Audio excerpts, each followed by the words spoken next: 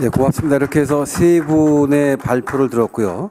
그다음에 다섯 분이 토론하셨는데 다섯 분 다 거의 토론이 아니라 발표에 준하는 토론을 해주셨습니다. 그래서 상당히 많은 이야기 쏟아져 나왔는데 처음에 제가 사회를 부탁을 받았을 때는 이 발표의 논점을 잡아서 논쟁점을 붙여볼까 싶었는데 제가 오늘 와서 생각은 뭐냐면 이게 연속 토론이기 때문에 오늘은 선거 패배에 대한 조직이 되었던 후보가 되었던 전략이 되었건 또 외부적인 환경이 되었건 어쨌든 선거 패배를 둘러싸고 우리가 할 수 있는 얘기 다 한번 들어보자 라는 생각으로 진행을 했습니다. 그래서 다소 발표나 토론이 길어져도 제가 이제 간여를 안 하고 그냥 놔뒀는데요. 상당히 많은 이야기가 쏟아져 나온 것 같습니다. 그래서 이 논의를 이제 모아가야 되는데요. 먼저 그러기 전에 현재 이 자리 지켜주시고 있는 분들, 이 플로어에 계신 분들의 이야기도 좀 들어보면 좋겠습니다. 그래서 이 토론자나 발표자를 지정해서 이야기를 하셔도 좋고요. 아니면 이 또 다른 관점에서의 선거에 대한 분석도 괜찮고요. 그래서 일단 플로어에 계신 분들의 이야기부터 좀 들어보도록 하겠습니다. 자, 어느 분이 먼저 말문을 터주시겠습니까? 우리 원장님이 준비하시는 건가요? 마이크를 찾고 계시는 것 같아가지고요. 예. 마이크를 좀. 소속을 밝혀주시고, 소속과 이름을 밝혀주시고요. 예, 저는 민주정책연구원에 있는 연구원입니다. 예, 지금 말씀들이 없으시기 때문에, 그거를 조금, 활성화시키기 위해서 한번 질문을 드려보고 싶은데, 저희 민주당이 이번 선거에서 선거를 이끌어 나가는 데 있어서 아주 중요한 기반이 되었다. 이것은 사실입니다. 그런데 여기서 눈 감아서는 안 되는 것은 뭐냐면 이번 선거는 시민단체 그리고 교수진 등 총체적으로 야권연대를 만들어서 야권연대가 주도했던 대선이었다. 이것을 지적을 안 하시는 거 아닌가 싶은 생각이 들어요. 그러니까 저희 캠프에도 민주 캠프가 있습니다. 이건 민주당이 중심이 되죠. 그러나 또 뭐냐면 미래 캠프가 있습니다. 여기에 온갖 브레인들이 다 모여 있었어요. 그리고 시민 캠프가 있습니다. 여기에 누가 있느냐? 내노라 하는 시민단체가 다 와 있습니다. 이렇게 해서 야권 연대가 추동을 했던 대선이었습니다. 그런데 끝나고 나니까 다 빠져나가고 민주당만 남겨놓고 민주당이 잘못했다. 이렇게 이야기하는 것은 향후에 진정한 선거에 있어서 진보 세력의 승리를 위해서 어떤 좌표를 설정해야 되느냐에 있어서 굉장히 중요한 부분을 눈 감고 있다. 저는 이렇게 생각합니다. 이 부분에 대해서 김태일 교수님께서 한번 답변을 해주셨으면 이렇게 생각합니다. 그 다음에 하나 추가적으로 이건 궁금해서 김호기 교수에게 여쭤보고 싶은 건데 그 순수 중도라는 것을 이제 말씀하셨는데 순수 중도와 그 다음에 50대를 나란히 병렬적으로 위치시키셨어요. 근데 저희 궁금한 건 뭐냐면 순수 중도가 50대와 등치될 수 있는 것이냐 이거를 한번 질문드리고 싶습니다. 간단하게 이상입니다. 예, 또 다른 분의 발언을 기다리고 있습니다.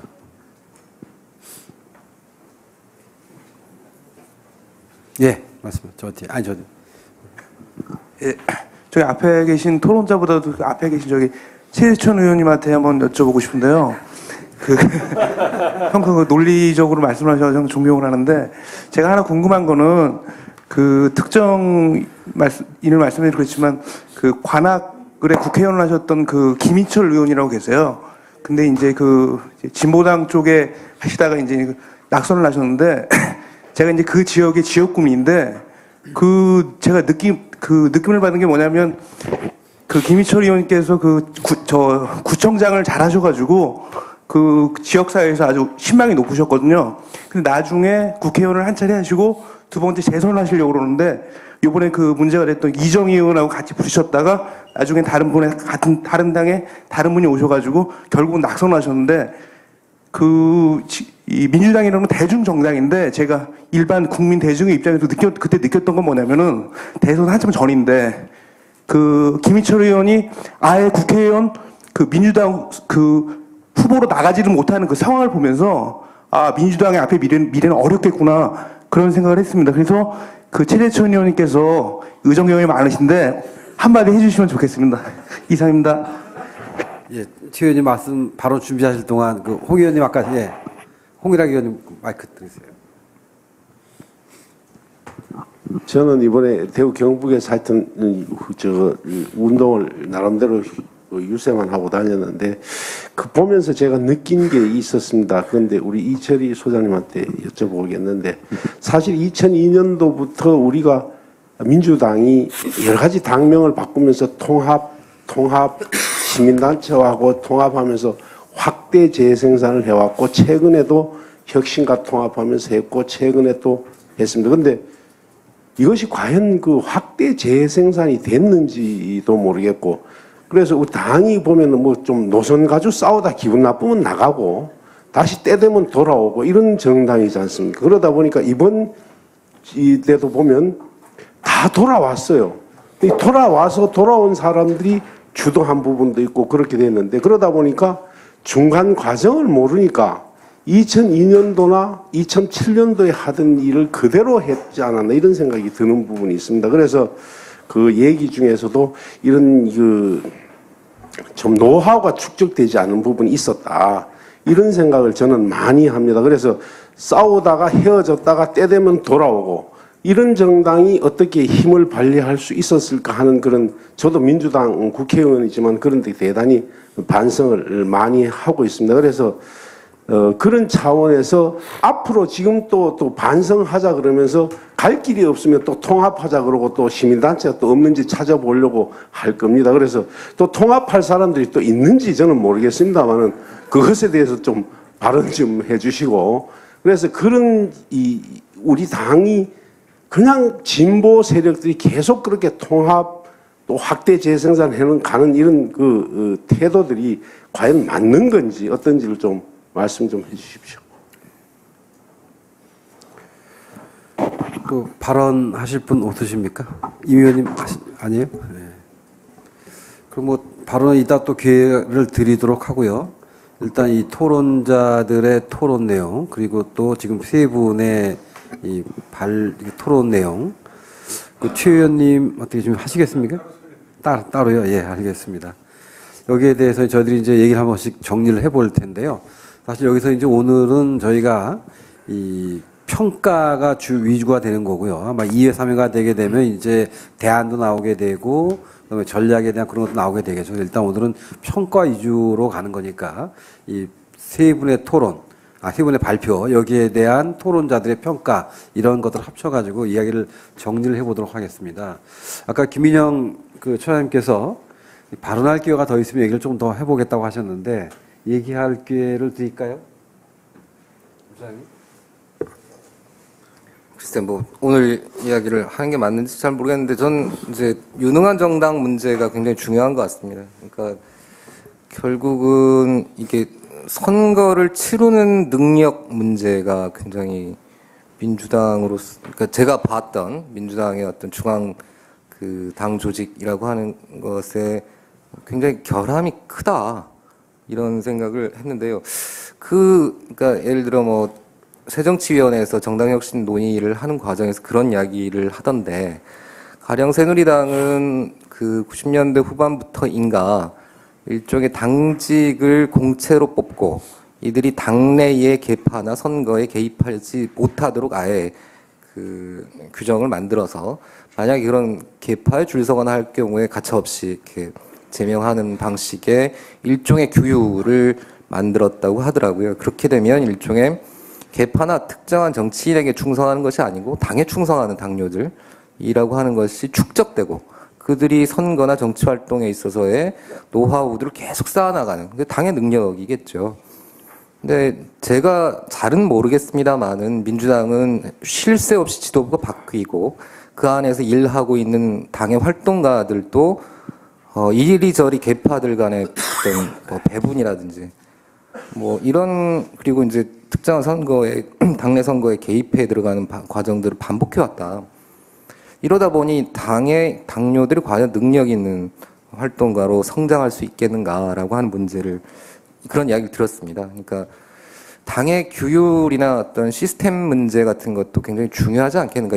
늘 어떤 노선 문제라든지 이런 것들만 이야기하고 당의 어떤 시스템 문제 같은 것들을 제대로 손보지 못하는 것들이 좀 계속 누적된 거 아닐까 이런 생각들을 합니다. 당 정책연구원은 과연 무엇을 하는 조직이고 또한 새로운 정치인들을 발굴하고 키워나가기 위한 당의 연수 기능들은 제대로 작동하고 있느냐라고 하는 이 시스템 문제들을 누군가는 좀 책임 있게 좀 검토하고 이게 10년, 20년 갈 수 있는 당의 어떤 시스템으로 만들어내는 그런 노력이 좀 필요하겠다라고 하는 생각을 좀 했습니다. 그래서 대선 평가 그리고 민주당의 어떤 혁신이라고 하는 이야기들을 할 때 이 주제도 꼭 빼지 말고 이야기를 좀 했으면 좋겠다. 그런 말씀 꼭 드리고 싶습니다. 예, 이철희 소장님 아까 홍일학 의원님이 질문을 주셨는데 뭐 거의 한정되지 말고. 예. 네.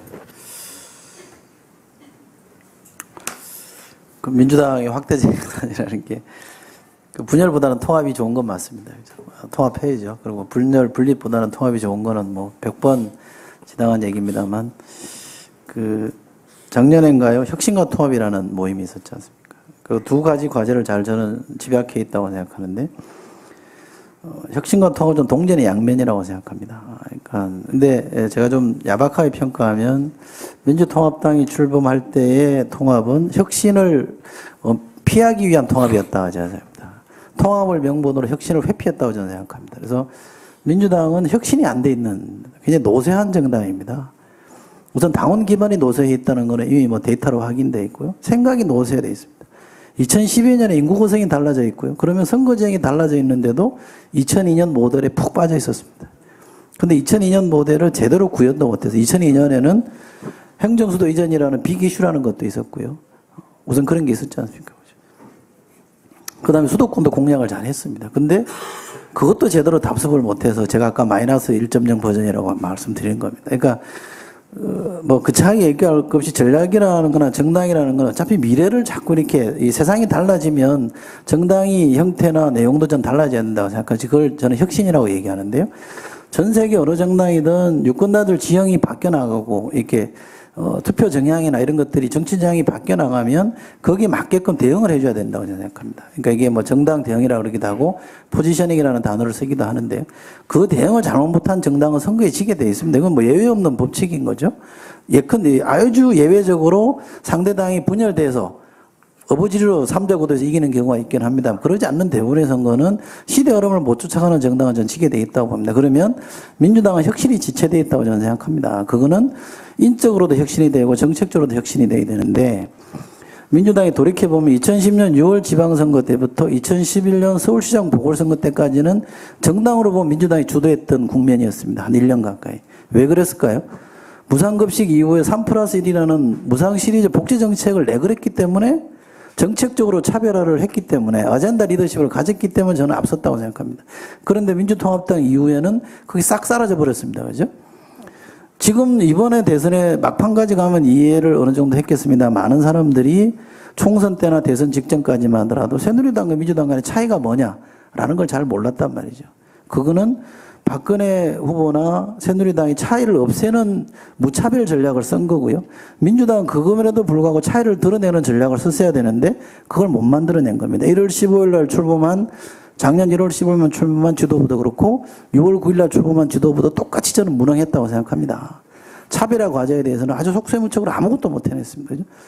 그렇게 과감하다고 얘기했고 허황되다고 얘기했던 3+1 같은 정책도 하나 못 만들어냈습니다. 그러면 경제민주화든 복지든 어젠다만 던져놓고 그 안에서 차별화를 못 시킬 거면 그 사람들이 얼마나 잘할 수 있느냐는 그 다음 문제 전혀 신뢰가 안 간다고 생각하거든요. 그러면 저는 민주당이 혁신이 저는 답이라고 생각합니다. 그 혁신은 정치 세력이라는 거는 오래 가면 저는 안 된다고 생각합니다. 그러니까 끊임없이 이렇게 경쟁을 통해서 살아남아야 되는 거고 새로운 사람들이 올라가지고 해야 되는데 세대 교체라는 관점에서 보더라도 민주당은 한 10년째 정체되어 있는 정당입니다. 그죠?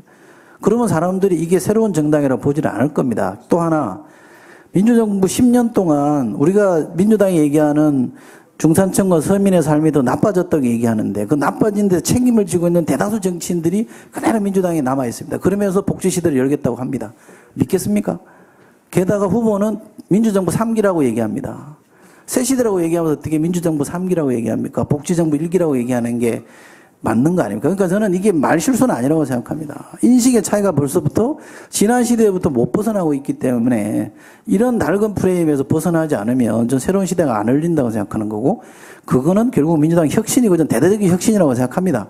그래서 지금 다시 통합을 한다 그러면 기왕에 존재하는 뭐 국회의원이나 정치인들이 그냥 모여서 같이 가자는 정도의 통합이라는 건 저는 의미가 없다고 생각하고요. 혁신적 통합, 통합적 혁신이 돼야 된다고 생각합니다. 그걸 해내지 못하면 저는 힘들다고 생각하고요. 2004년에 민주당이 이긴 이유는 어쨌든 혁신했기 때문에 열린우리당이 승리한 것이고요. 지난 총선 때 새누리당이 이긴 거는 어쨌든 새누리당이 혁신했기 때문에 이긴 겁니다. 저는 혁신한 정당이 이긴다고 생각합니다. 그러면 가야 될 길은 너무나 분명하고요. 그렇다고 통합을 반대하자는 건 아닌데 우선순위를 저한테 만약에 묻는다면 저는 통합보다는 혁신이 단연코 우선순위가 있다고 생각합니다.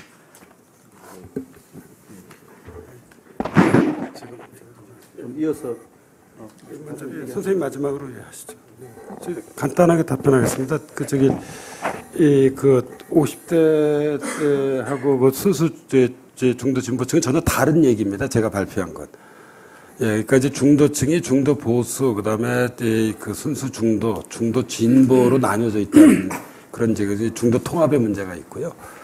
또 50대 선택 같은 경우에서 문제의 핵심은 2002년 대선에서 노무현 후보를 지지한 사람들이 이번에는 왜 박근혜 후보를 지지하게 되었는가. 그 이유에 대한 논의지, 50대가 순수, 그 다수가 순수 중도라는 그런 이야기는 전혀 아닙니다. 다시 좀 이 발전을 봐주시기 바라고요. 오히려 제가 그냥 한 2, 3분만 우리 홍 의원님께서 말씀하셨던 부분을 좀 이야기를 좀 드렸으면 합니다. 제가 사실은 이번 선거에서는 제가 이제 같이 살아오면서 민주당 밖에서 선거를 치렀기 때문에 민주당에 대해서는 일체 얘기를 안 하려고 했습니다. 그게 아무래도 정치적 예의인 것 같아서요. 그런데 이 문제는 홍 의원님이 말씀을 하셔서 오늘 아무튼 처음으로 민주당에 대해서 좀 얘기 좀 해보고 싶은데 의원님께서 질문하신 문제는 이게 이제 당의 인력과 리더십의 충원 문제입니다. 근데 이제 이 문제는 제가 이제 민주당에 관련된 작업을 했을 때 계속 지적해왔던 문제이기도 한데요. 이 민주당이 좀 독특한 구조를 하나 가지고 있습니다. 한번 쭉 한번 돌이켜볼까요? 평화민주당, 새천년 국민회의, 새천년 민주당, 열린우리당, 통합민주당이라고 있었습니다. 이게 이제 손학규 대표하고 박상천 대표가 만들었던 이제 2008년 총선 정당이고, 그리고 이제 이 민주통합당이 있었죠. 이게 사실 이게 어떻게 보면 이른바 민주당 세력의 87년 유월항쟁 이후에 이게 일종의 이제 당의 그런 변화들인데요. 여기 중요한 특징이 하나 있습니다. 이게 뭐냐면 이 세력이 위기에 빠질 때는 항상 그 이 당내 위기를 외부 수요를 통해서 정당 이름을 바꾸면서 해소를 하게 됩니다. 예. 그래서 어떤 때는 김근태 전 의장을 이제 수혈하고요. 어떤 때는 이제 정동영 전 의장을 수혈을 하고, 어떤 때는 다른 정당에 계신 분이었죠. 손학규 대표를 수혈을 하고, 그리고 이제 이번 대선 같은 경우는 사실상 노무현 정부의 비서실장이자 인권변호사인 문재인 후보를 수혈한 것입니다. 그래서 이 당이 아주 이게 독특한, 제가 보기엔 객관적으로 말씀드리면 특징이죠. 근데 제가 보기엔 이 효과가 이제 거의 한계에 도달하는 것 같아요.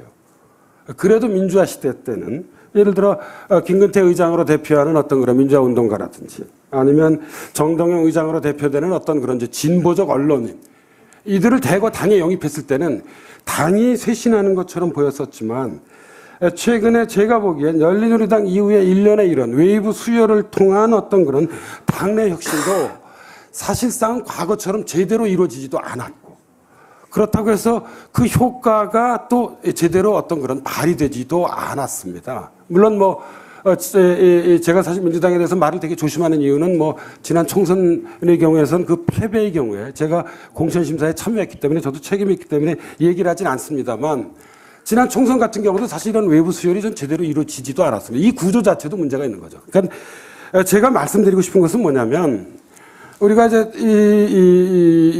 그 서구 사회에 오랜 진보적 정당들이 있습니다. 뭐 미국 민주당도 진보 정당으로 볼 수 있다. 미국 민주당도 있고 영국 노동당도 있고 프랑스의 사회당도 있고 독일 3인당도 있고 스웨덴의 3인당도 있습니다. 이 정당들이 가지고 있는 대단히 중요한 특징 중에 하나는 리더십의 당내 육성입니다. 예. 항상 민주당은 위기에 직면하게 되면 외부에서 사람들을 수혈을 해서 그 사람을 앞에 내세워서 문제를 해결하려고 하는데 저는 이래서는 안 된다고 봅니다.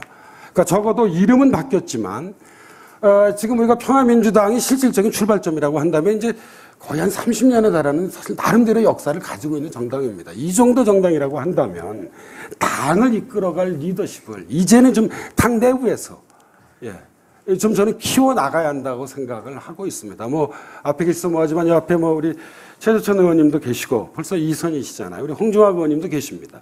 그러니까 리더를 자꾸 외부에서 뭐 이제 뭐 그런 이야기를 하지 않습니까? 아주 허심탄회하게 얘기하자면 2017년 지금 대선이 있는데 대선 경우에서도 뭐 주변에서 하는 얘기가 뭐 안철수 뭐 이 전 후보도 있고 뭐 박원순 서울시장도 있고 뭐 이런 얘기를 하는데 물론 박 시장이야 민주당에 입당을 하셨지만 엄격히 얘기하면 민주당이 외부 사람이십니다. 그 출발은 좀 당 내부에서 리더십을 키우는 저는 이게 당의 제도화의 문제라고 봅니다. 그러니까 아까도 잠깐 말씀드렸습니다만 민자당, 그다음에 신한국당, 그다음에 한나라당, 새누리당은 이렇지 않아요. 제도화가 되어 있습니다. 근데 이쪽 정당은 끊임없이 정당 정치와 운동 정치를 결합하는 이상은 좋습니다만 언제나 이런 허약한 정당 시스템을 계속 반복해 왔다는 것입니다. 그래서 부디 이번에는 좀 그리고 앞으로는 좀 당 내부에서 새로운 리더십을 좀 구축할 수 있었으면 좋겠습니다. 예, 그 비슷한 말씀인데 제가 그 시민사회와의 통합 문제에 관해서 김호기 교수님 말과 비슷한 취지이긴 한데 조금 부연해서 좀 말씀을 드리면요.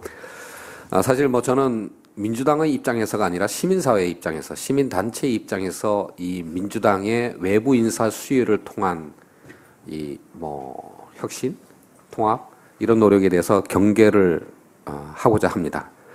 사실 과거에 이제 뭐 김근태 의장님 비롯한 이런 민주화 세대를 영입하는 것과는 달리 이제 최근에 오게 되면 이제 그분들은 이제 다 돌아가실 나이가 됐으니까 이제 그분들 다 써먹어 버렸고요. 그 다음에 최근 몇 번의 선거 과정에서 시민단체 전문가들을 또는 시민단체 명망가들을 대거 영입을 했습니다. 특히 이번 대선을 치르면서 사실은 문재인 후보와 안철수 후보로 이쪽이 이렇게 캠프 두 개를 꾸리는 과정에서 사실은 시민단체 특히 거기에 어떤 시민운동가나 또는 정책 전문가들이 총징발되다시피 했습니다. 사실 제가 지금 와서 이렇게 보면요. 지금 이제 한국 사회에서 시민사회, 시민단체가 남아있기나 한 것인가라는 거에 대해서 정말 걱정하지 않을 수가 없습니다. 그러니까 뭐 우리 사회의 특징상 한번 제도 정치권에 발을 들여놓으면 다시 시민사회로 돌아가기가 쉽지가 않습니다. 근데 이번에 총징발 과정을 거치면서 더구나 시민사회의 어떤 세대 재충원이라는 게 대단히 열악한 환경 속에서 이제는 남아있는 시민단체도 없다. 라고 하는 거를 민주당이 정확하게 파악을 하셔야 될 겁니다. 지금 김호기 교수님이 그런 의미에서 김호기 교수님께서 하신 말씀에 대해서 전적으로 동의를 하는데요. 이제는 외부에서 인재를 찾으려고 해도 이제 없습니다. 오히려 그런 노력을 계속 해왔기 때문에 이 민주당의 필요에 의해서 한국의 시민사회와 시민단체가 황폐화되는 지경에 이르게 됐다라는 거에 대해서 절감을 해 주셨으면 하고요. 그래서 좀 당분간은 민주당과 시민사회의 관계를 좀 떨어뜨려 놓을 필요가 있다라고 생각합니다. 시민사회가 다시 한번 좀 힘을 충전할 수 있는 시간을 주셔야 될 거라고 생각을 하고요. 하나만 더 덧붙인다면 이렇게 외부의 시민사회, 시민단체 인재를 충원하는 과정이 제가 아까 토론할 때 말씀드렸던 그 위험을 부추긴다라는 그것도 한번 경고를 하고 싶습니다. 뭐냐면 어떤 시민단체 또는 거기에서 활동을 하셨던 분들을 이제 영입을 하게 되면 당연히 그쪽에서 요구되었던 사안들을, 정책적 사안들을 민주당이 흡수할 수밖에 없습니다. 근데 이 시민사회도 시민단체도 굉장히 근본적입니다. 한 분야에 대해서 오랫동안 활동을 하면서 그게 굉장히 전문성을 갖게 되는 단계까지는 발전을 했지만 자기의 요구가 한국 사회 전체와 관련해서 어떤 체계적 정합성을 갖고 있는가라는 데 대해서 고민하기는 수준까지는 이르지 못했습니다. 그런데 이런 어떤 파편화되어 있는 이런 요구들이 결국 인재 영입과 함께 민주당으로 다 쓸려 들어오게 되면 아까 말씀하신 것처럼 그런 근본주의적인 요구들이 전혀 어떤 조정 과정을 거치지 못하면서 민주당의 정책 공약 자료집에 그냥 병렬적으로 다 들어와 버리는. 그래서 그 결과로서 그 정책 공약집을 읽어보면 도대체 이 정당이 무엇을 하자는 정당인지 알 수가 없고 이렇게 충돌하는 어떤 정책 과제들을 어떻게 어떤 우선순위로 어떤 원리로 조정하겠다는 건지 도저히 알 수가 없게 되는 거예요. 사실은 이 문제는 그러니까 문재인 후보 또는 민주당의 문제일 뿐만 아니라 안철수 후보도 똑같았어요. 안철수 후보가 9월 19일 날 출마 선언을 하고 난 다음에 10월 초쯤에 그러니까 추석 지나고 10월 초부터 전문가들을 이렇게 모집해가지고 약 35일간의 강행군을 통해가지고 440쪽짜리 정책 공약집을 만들었어요. 그런데 그거 읽어보시면 이게 이 전체를 이 공약들을 통할하는 그런 어떤 비전이 과연 뭔가? 이렇게 충돌하는 어떤 원리들을 어떻게 조정할 것인가? 이거 정말 답이 없어요. 더더군다나 그렇게 충돌하는 어떤 정책 공약들이 후보의 몸에는 전혀 체화되어 있지 못했습니다. 이런 어떤 오류를 반복해서는 안 될 거다라고 생각을 하고요.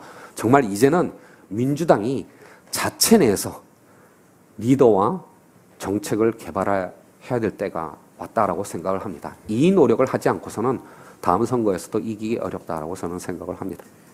예, 김태일 교수님. 예. 그 통합의 정치에 대해서 이철희 소장님 말씀하고 그다음에 김호기 선생님, 김상조 선생님 말씀을 하셨는데 이철희 소장님은 이제 통합은 했지만 쇄신하지 못했다 하는 지적 전적으로 동의합니다.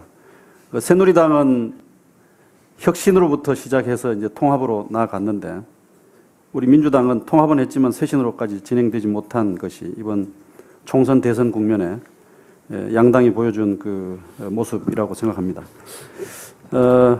그런데 이제 김호기 선생님이나 김상조 선생님께서 뭐 통합 정치의 실효성에 대해서 이제 회의를 표명하시고 민주당 자체에서 인재를 기르고 리더십을 배양해 가는 것이 필요하다는 말씀은 전적으로 공감인데, 근데 이제 저는 이렇게 생각합니다. 통합의 정치는 필요합니다.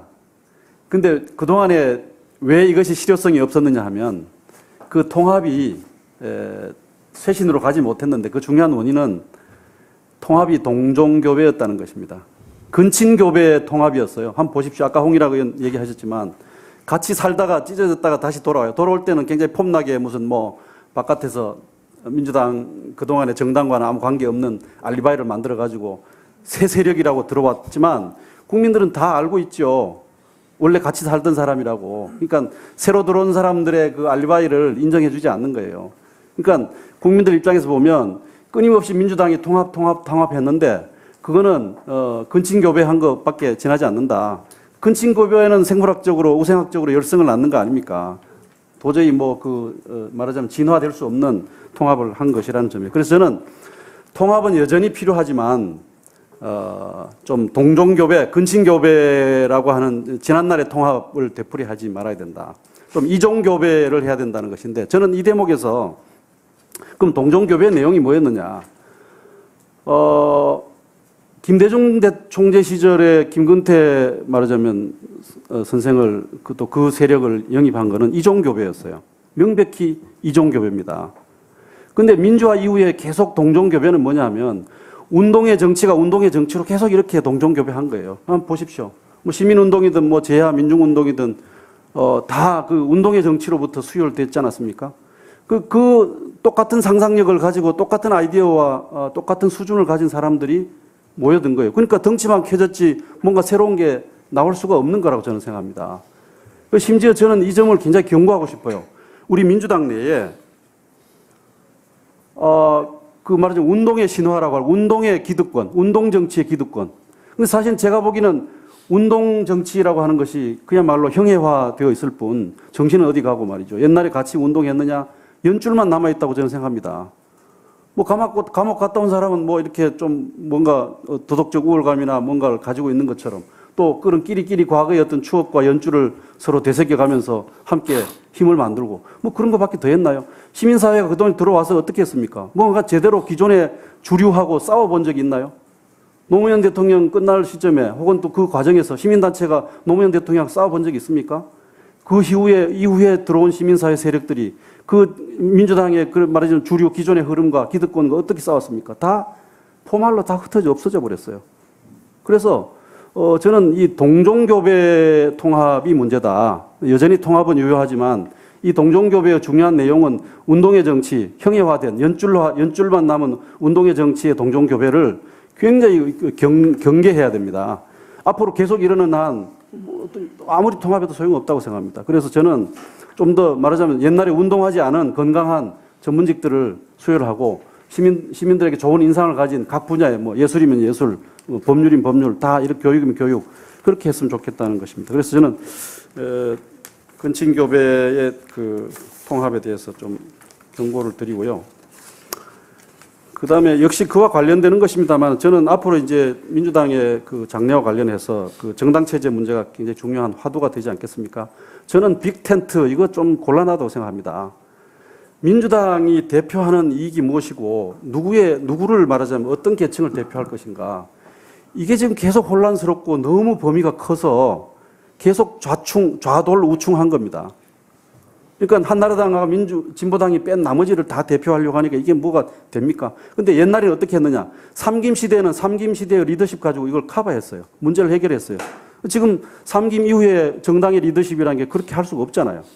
그래서 저는 이 말하자면 행복한 이별이 더 필요한 것인지 모르겠다 하는 겁니다. 그래서 민주당은 앞으로 자기 정체성이 무엇인지를 좀 제한적으로 뭐 파티라는 게 파트지 뭐 어떻게 전체를 다 대변합니까? 그래서 진보면 진보, 중도 진보면 중도 진보, 그다음에 뭐 진보적 자유주의면 어쩌고 하여튼 나눠줄 수 있는 게 무엇이라면 나누는 것이 저는 낫겠다는 생각이고 그래서 그런 점에서 온건다당제라고 하는 것이 이 대통령 중심제, 결선 투표제가 없는 대통령 중심제가 잘 상합하지 않지만 그러나 현실 정치 속에서는 국민들의 요구가 분화되어 가는 이런 상황에서는 그런 온건다당제의 실험이 더 필요한 것이 아닌가 하는 생각이고요. 그다음 마지막으로 하나는 이제 그 이철희 소장님께서 말씀하셨던 이 당 리더십 문제인데 저는 이게 집중성을 강화시키는 것이 답인지 혹은 현재 계속 분산형 집단지도 체제가 여전히 뭐 별 문제가 없는지 이건 모르겠어요. 왜냐하면 제가 관찰한 바로는 현재 분산형이지만 이 분산형의 1번이 공천 과정에서 행사하는 영향력이나 또 당 운영 과정에서 행사하는 영향력을 보면 이거 뭐 그렇게 침해를 받는 것인가 하는 생각이 들어요. 1등 하면 다 먹는 것처럼 지금 당에 돼 있잖아요. 그리고 공천 과정에 민주화 안 돼 있고 투명성 안 돼 있고 공개성 안 돼 있으니까 지금 집단 지도 체제가 문제인지 아니면 단일성으로 가는 게 나은지 하는 문제는 실제로 원인 규명을 좀 더 해봤으면 좋겠다. 저는 오히려 이 조직의 민주화, 투명성, 공정성, 개방성 이런 것들이 더 문제가 아닌가 하는 생각이 듭니다. 그다음에 마지막으로 저한테 구체적으로 질문하셨던 그 선대위 문제인데요. 저도 잘 모르겠어요. 근데 제가 이제 그동안에 주워 들은 바로는 그래요. 정치적 책임은 어차피 문재인 후보에게 있죠. 저는 후보 무한 책임론이라고 생각합니다. 그렇잖아요. 그러니까 뭐 시민사회 들어오고 뭐 다 들어와서 다 나갔지만 뭐 그분들 도와주러 온 분들한테 뭐 책임을 어떻게 묻겠습니까? 그 책임은 여전히 민주당 후보에게 있는데 후보 무한 책임론이다. 어떤 후보 주변에 후보를 말하자면 만든 분들 또 선거를 수행한 가장 핵심적인 부분들이 책임이라고 생각이 드는데 그런 점에서 이제 정치적 관점에서는 문 후보의 무한 책임론이고 조직적 관점에서는 좀 더 이렇게 검토를 복기를 해봤으면 좋겠어요. 그래서 실제로 의사결정이 어떻게 이루어졌는지를 해봐야 다음 선대위 짤 때 중요한 교훈이 되지 않겠나 싶은데요. 어떤 분이 언론에 나와서 이런 얘기 하더라고요.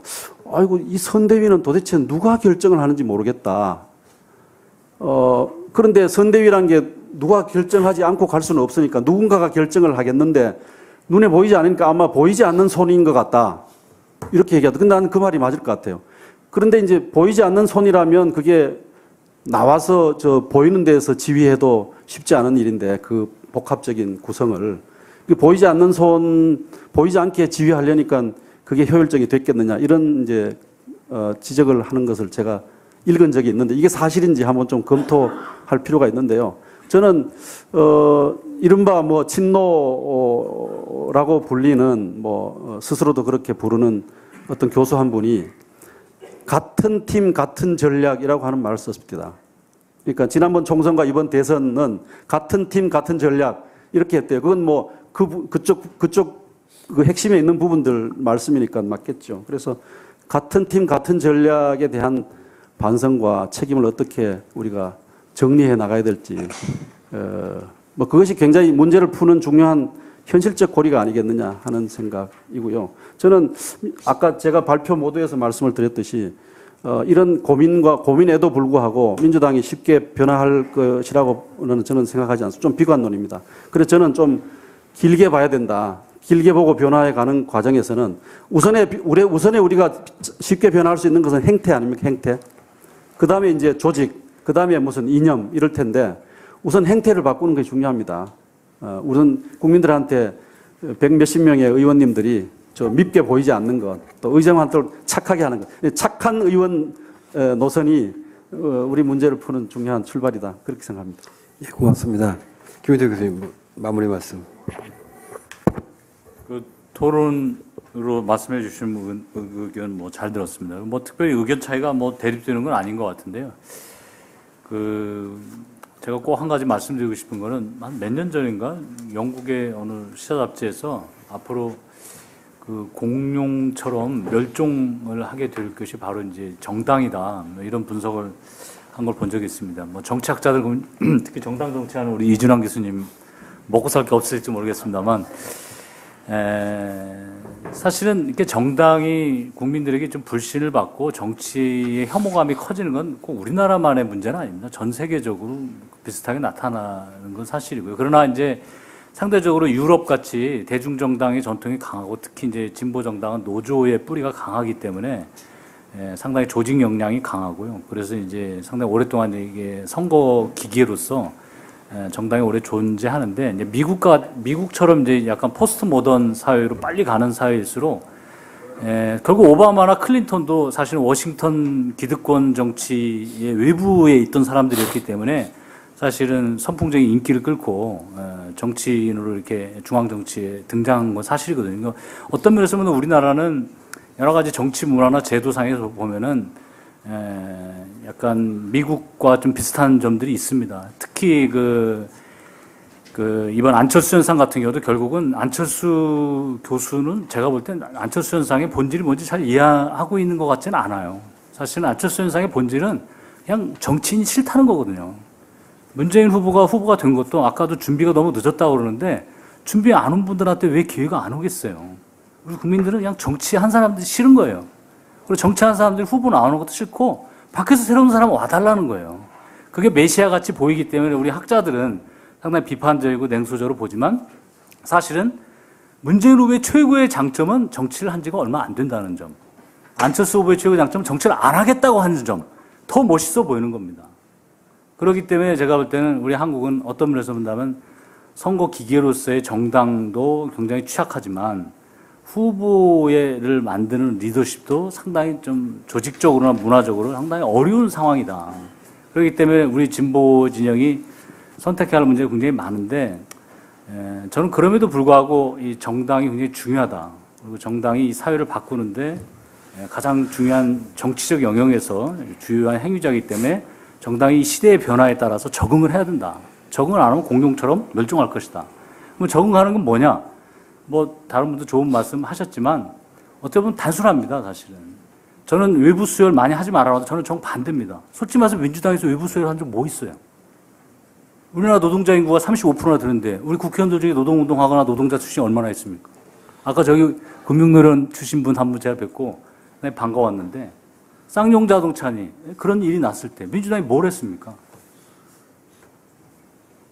노동자들, 또 우리 대학생들 비정규직으로 다 제대로 생계조차 꾸려가지고 결혼도 할 수 없는 상황이 왔는데 뭘 했어요? 저는 그 비정규직 노동자든 또는 정규직 노동자든 아니면 자영업자든 물론 단순히 그 사람들 그 출신을 꼭 가리키는 것만 아니라 그 이익을 대변하는 어떤 직능단체의 어떤 대표성을 가진 분이든 아니면 그런 분야의 어떤 정책의 전문가든 그런 분들을 많이 저는 수혜를 한다고 봅니다. 아까 우리 김태일 교수님 정확하게 지적하셨는데 자기들끼리 싸우고 나갔다가 자기들끼리 알리바이 만들어서 합치는 걸 가지고 통합이라고 이름 붙인다면 그건 거의 사기극에 가깝습니다. 솔직히 말해서 그게 왜 통합입니까? 그건 통합이 아니죠. 그런 면에서 본다면 정당이 정말 신뢰를 얻으려면 솔직해져야 됩니다. 그리고 시민단 캠프 들어갔다고 아까 말씀하셨는데 그것도 정말 국민의 기준으로 봐야 된다고 봅니다. 저는 그것을 정말 시민사회와 통합됐다 이렇게 생각하지 않을 겁니다. 저는 오히려 반대로 시민단체의 영향을 너무 뺏긴다고 걱정하시는 분이 있는데 그건 전 세계적으로 시민단체에서 뛰어난 능력이 있는 사람 전 정치권에 가야 된다고 생각합니다. 그 전문성을 가지고 활동해야 된다고 보고 그러나 다만 시민정치의 영역과 정당정치 영역은 다른 차원의 문제이기 때문에 그걸 잘 판단하는 정치적 능력을 가진 사람이 가야 되는 거고 또 그렇다면 시민사회에서는 또 새로운 리더들을 또 활동가들 키워내면 되는 거죠. 왜 데리고 가느냐를 너무 탓할 필요는 없다고 봅니다. 오히려 궁극적으로는 정치적인 영역이라는 거는 시민사회와는 완전히 다르다. 그리고 직능단체와 완전히 다르다라는 걸 잘 이해할 수 있어야 되고 그것을 누가 가르치겠습니까? 그건 노동조합이나 시민단체에서 가르칠 수 없습니다. 정당이 가르쳐야 돼요. 정당 안에서 당원들을 교육시키는 것처럼 간부들이나 앞으로 후보에 나갈 수 있는 그런 공직 후보로 나갈 수 있는 사람 정치 지망생들 20대 30대부터 뽑아가지고 가르쳐야 됩니다. 그렇게 훈련시키는 프로그램이 전혀 없으면서 또 수혈을 하는 것에도 비난하고 그건 도대체 어떻게 하라는 겁니까? 그거는 뭐 멀리 가지 않더라도 그 1949년에 중국에서 공산당이 집권했을 때 사실은 정치에 대해서 아는 사람이 하나도 없었다. 다 전쟁하던 빈농 출신들입니다. 농민들이 다 공산당에 들어온 겁니다. 누가 중국을 이끌어갈 수 있겠어요?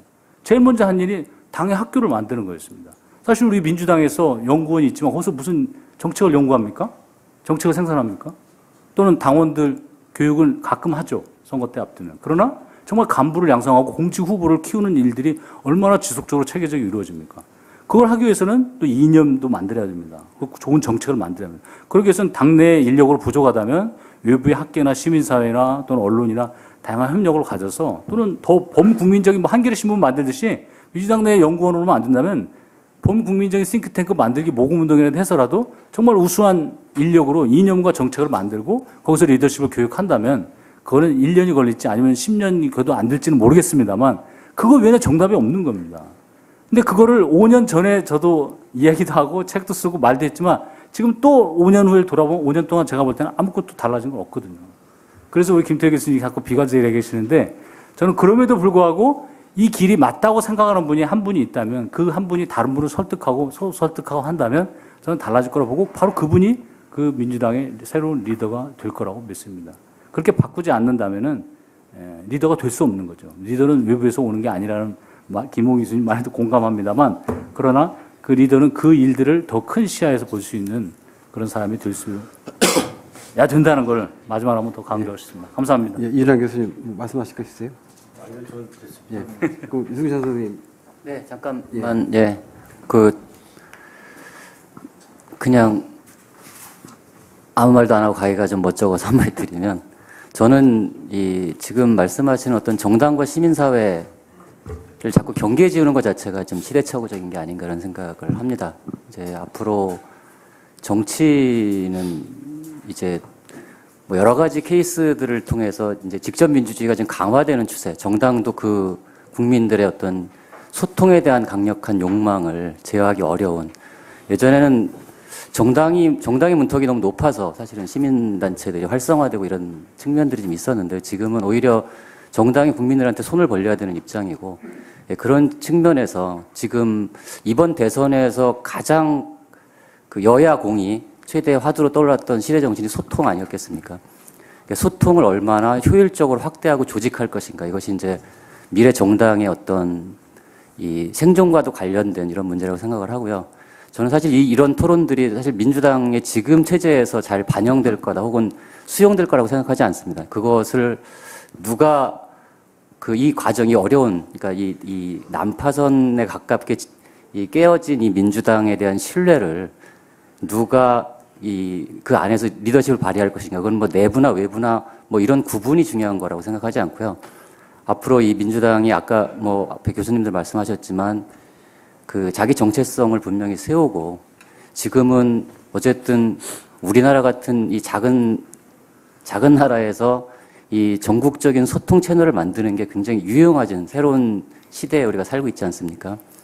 이것들을 어떻게 효율적으로 잘 조직해낼 것이냐. 그리고 그 과정에서 이 가령 뭐 이제 조금 있으면 있을 지방선거나 다음 총선이나 대선까지 정말로 저는 이제 이 진보냐 보수냐 하는 추상적 가치에 매몰되지 말고 좀 이기는 길로 가줬으면 좋겠습니다. 정말 이기지 않는 정당을 지지할 국민은 앞으로 더 이상 없을 거라고 생각합니다.